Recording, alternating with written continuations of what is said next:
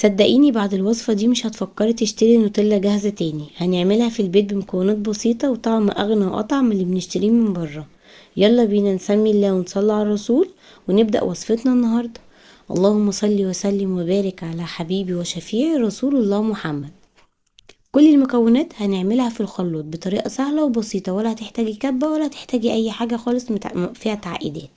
معانا الخلاط هنضيف كوباية لبن، هنضيف عليها كوبايه الا ربع سكر، وبرده لو عايزه تخلي السكر هنا السكر كان مظبوط قوي، عايزه مثلا تزوديه شويه يبقى كوبايه سكر.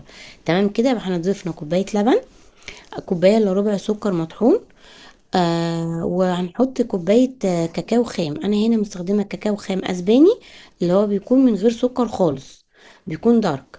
انت حابه لو هتستخدمي كاكاو مثلا اللي بيكون في السوبر ماركت بيبقى مضاف له سكر، برضو خلي بالك ما تزوديش السكر اللي هو الخارجي اللي هو المضروب في الكبه، علشان خاطر ما يبقاش مسكر معاكي قوي بزياده. بس كده. هنبدأ نضرب الخلاط، نضرب المكونات كلها مع بعض لغاية ما تتجانس كلها مع بعض. وطبعا كده معاكي في سباتيولا، بعد ما تضربي شوية لازم تروحي كده لما الجناب عشان تتأكدي ان كل المكونات اتضربت كويس. تمام كده. هنكون مجهزين نص كوباية زيت. الزيت بيبقى اهميته للقوام، احنا عايزين القوام يبقى مظبوط، مش تقيل قوي ولا خفيف قوي، هو كويس قوي نص كوبايه زيت. وانتي بتضربي ومشغله الخلاط هتنزلي بالزيت زي اكنه كده نازل خيط، وحاجه بسيطه خالص لغايه ما تخلصي نص كوبايه الزيت. تمام. تنزلي بيها واحده واحده، هتلاقي القوام معاكي ظبط وجميل جدا. يعتبر كده خلاص النوتيلا كده خلصت وجهزت معاكي. انت عايزه تزودي عليها اضافات براحتك، ممكن تعمليها بنكهه البندق.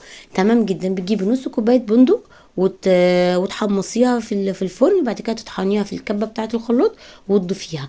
وممكن برضو اختيار تاني، انا هنا جبت معلقتين كريم جانتيه وضفت عليهم معلقه لبن كبيره، قلبتها كويس، خليتها كده زي فيها فوليوم شويه، ورحت نازله على المكونات اللي احنا خلطناها مع بعض بالكريم جانتيه، وهتقلبيها وهتضربيها في الخلاط مع كيس فانيليا.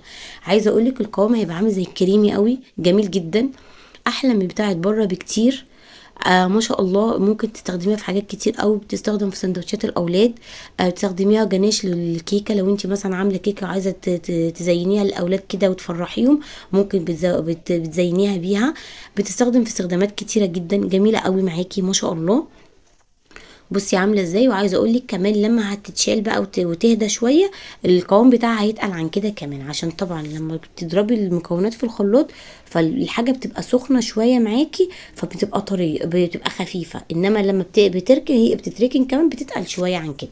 بس القوام بيفضل مظبوط وجميل جدا ما شاء الله.